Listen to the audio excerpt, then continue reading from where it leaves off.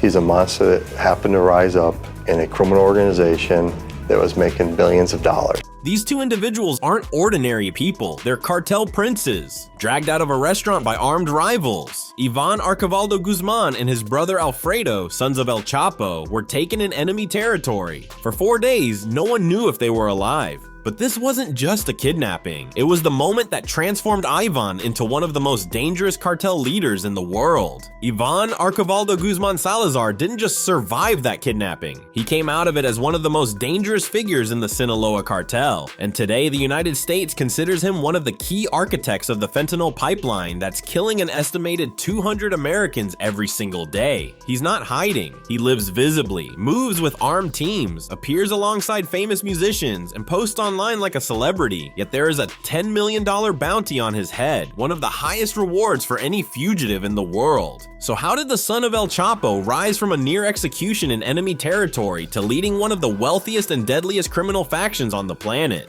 To understand that, we need to go back to where his story really begins. Born into narco royalty. April 15th, 1983, Culiacan, Sinaloa. Iván Archibaldo Guzman Salazar was born into one of the most powerful criminal dynasties in modern history. His father was Joaquín El Chapo Guzman, and his mother, Alejandrina Salazar Hernandez, was El Chapo's first wife. Sinaloa was not just another region of Mexico, it was the center of the country's drug trafficking industry and the home base of the organization that would become the Sinaloa Cartel. Iván grew up around money, weapons, and influence. He had 3 brothers who would later operate alongside him, Jesus Alfredo, Joaquín Jr., and Ovidio Guzman Lopez. Together, they became known as Los Chapitos, the sons of El Chapo who would inherit a cartel rather than build one. Iván's education came from proximity, not classrooms. He observed his father manage one of the world's largest trafficking networks. He also learned from Ismael El Mayo Zambada, a co-founder of the cartel and one of the most strategically disciplined traffickers Mexico has ever produced. By his late teens, Iván was already working inside the organization. He managed logistics, negotiated with regional lieutenants, coordinated shipments, and learned the mechanics of bribery and territorial control. His exposure to the cartel's hierarchy allowed him to understand the business at every level distribution, enforcement, and political protection. He advanced quickly, and by the mid-2010s, he was positioned as one of the most influential members of the next generation of cartel leadership. But in 2016, his rise was abruptly disrupted. The kidnapping that changed everything. August 2016, Puerto Vallarta, Jalisco. Iván Guzman celebrated his birthday at La Leche, an upscale restaurant in a region far outside Sinaloa's control. Jalisco belonged to the Cartel de Jalisco Nueva Generación, CJNG, one of Sinaloa's most aggressive rivals. During the event, armed men entered the restaurant. They seized Iván and his brother Jesus Alfredo, taking them into custody without resistance. The operation was attributed to CJNG, led by Nemesio Oseguera Cervantes, known as El Mencho, a figure regarded as one of the most violent cartel leaders in Mexico. At the time, El Chapo was already imprisoned, but his incarceration did not diminish his influence. When he learned his sons had been taken, he communicated a threat. If Iván and Alfredo were not released, he would target one of El Mencho's relatives, identified in reports as El Belmenito. The message had its intended effect. 4 days later, the brothers were released unharmed. For Iván, the incident was pivotal. It demonstrated that power inside Mexico's criminal landscape was not limited to territory or revenue. It rested on leverage, intimidation, and the ability to impose consequences even from a prison cell. The lessons stayed with him, shaping how he would approach leadership in the years that followed. Taking control. 2017 marked a decisive shift. That year, Joaquín El Chapo Guzman was extradited to the United States, leaving the Sinaloa Cartel without its central figure. The organization needed new leadership, and Iván Archibaldo was positioned to step into a more prominent role. He did not assume control alone. His brothers Joaquín Jr. and Ovidio Guzman Lopez were both detained in later operations, which narrowed the active leadership to Iván and Jesus Alfredo together. They became recognized as the dominant figures within the faction known as Los Chapitos. Court filings in Mexico and the United States identify Iván as a plaza boss in Mazatlan, meaning he oversaw a strategic territory within Sinaloa's trafficking network. A plaza boss manages production sites, coordinates transportation routes, oversees protection and enforcement.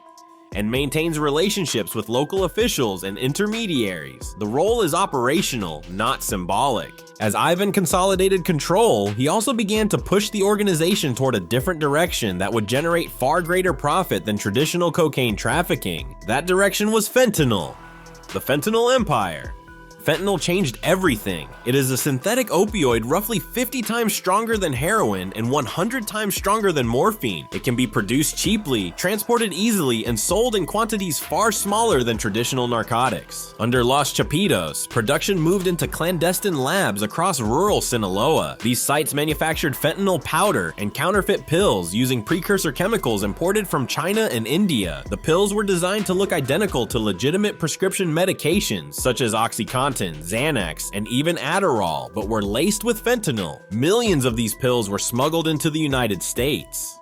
Federal data shows that approximately 200 Americans die every day from fentanyl overdoses. U.S. indictments state that Los Chapitos played a central role in supplying a substantial share of the fentanyl entering the country during this period. But fentanyl was only one part of their economic model.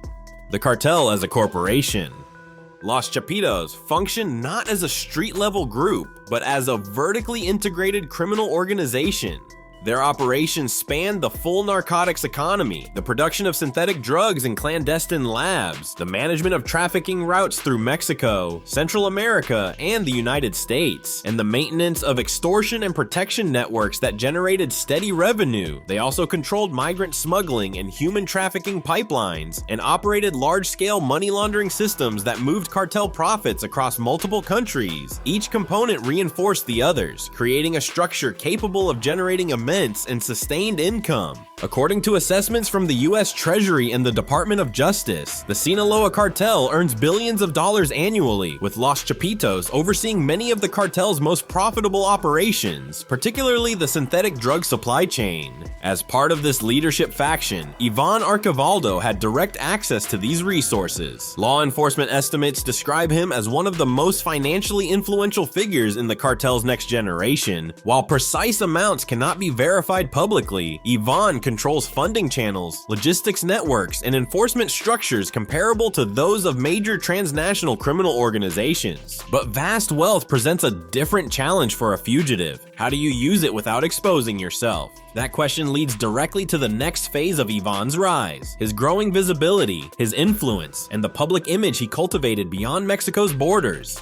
Living like a king. Even Archivaldo's wealth was visible in ways few cartel figures ever displayed publicly. Photographs and seized evidence over the years showed gold-plated rifles, custom firearms engraved with his initials, exotic animals such as pet tigers, and access to private Gulfstream aircraft. He owned high-end vehicles, Ferraris, Lamborghinis, and armored SUVs, and wore luxury watches from brands like Richard Mille, each costing more than most homes in Sinaloa. But the most strategic use of his money was not in cars or weapons. It was in culture. Iván invested heavily in shaping his public image. He paid well-known regional Mexican artists, figures such as Peso Pluma, Fuerza Regida, and Natanael Canoto, to record corridos that referenced him, celebrated his influence, or glorified aspects of the Chapitos lifestyle. These were not underground musicians. They were mainstream performers with international audiences. Some songs referenced him directly. Others focused on symbols associated with his faction. In each case, the message was the same. The Chapitos were powerful, wealthy, and ascendant. This created a feedback loop. Music turned cartel mythology into entertainment, and entertainment strengthened the cartel's reputation. Los Chapitos leveraged culture the same way they leveraged logistics and finance as a tool of influence. And it worked. The money laundering machine. Drug profits on the scale generated by Los Chapitos cannot be used directly. They must be converted into funds that appear legitimate. Iván Archivaldo oversaw a laundering system designed to do exactly that. In Mazatlan, investigators later identified dozens of businesses with suspected links to cartel finances, such as beach resorts, spas, cosmetic brands, and other ventures that operated as legitimate companies on the surface, while quietly absorbing illicit revenue. A key figure in this financial structure was Jose Raul Nunez Rios, a lawyer and real estate developer. Nunez Rios and his wife were connected to a large-scale laundering network that moved cartel proceeds through corporate accounts and investment projects. When authorities traced the flow of funds, they froze significant assets linked to their firms, concluding that millions of dollars had been routed through these entities to support Sinaloa Cartel operations. Real estate served as one of the system's primary mechanisms. Properties in high tourism areas, development projects in Sinaloa, and business ventures with regular cash flow created paperwork, invoices, and financial records that mask the origins of the money. This was not an improvised scheme. It involved attorneys, accountants, shell companies, and investment structures capable of passing routine financial scrutiny. The professionalism of the network ensured that Iván's operations remained functional, insulated, and financially stable. Weaponizing social media.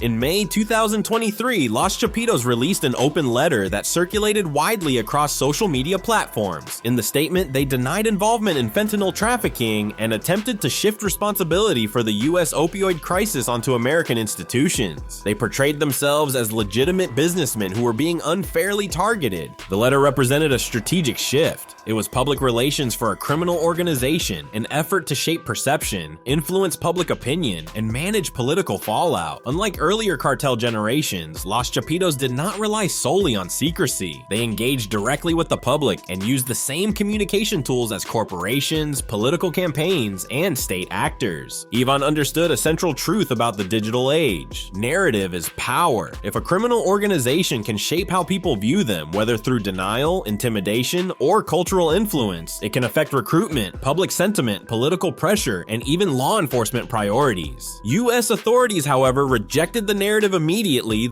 The world's most wanted.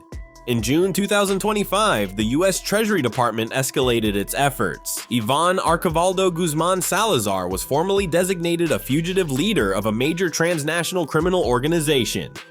Sanctions targeted his associates, and assets believed to be tied to his network were blocked. The United States placed a $10 million reward on information leading to his capture, one of the highest bounties issued for a cartel figure. Discussions continued in political circles about whether the Sinaloa Cartel should be classified as a foreign terrorist organization. Yet Iván remained out of reach. Intelligence reports describe him as operating from fortified ranches, remote compounds, and rural strongholds. His movements are heavily protected, supported by counter-surveillance, encrypted communication, and layers of security personnel. Only a small inner circle reportedly has direct access to him. Efforts to capture him would require operations on the scale of those used against his father. Joaquin Guzman evaded Mexican and US authorities for years before his eventual arrest. Meanwhile, two of Iván's brothers faced consequences. Ovidio Guzman Lopez was captured on January 5, 2023, extradited to the United States, and is now imprisoned on drug trafficking charges. Joaquin Guzman Lopez was arrested on July 25th, 2024, and is currently undergoing judicial proceedings. Iván, however, remains at large. The legacy of violence. The story of Los Chapitos is not simply about illicit wealth, territorial control, or organizational power. It is also about the human impact of their operation. Iván Archivaldo Guzman Salazar inherited a criminal legacy from his father. He developed it further, shifting the organization into synthetic drug production and building a structure that operates across borders and outside the reach of conventional law enforcement. He lives with wealth and protection. He communicates selectively online, and as long as he remains free, the fentanyl supply chain and the violence that supports it continue. Iván Archivaldo remains free, and the fentanyl crisis he helped build keeps spreading.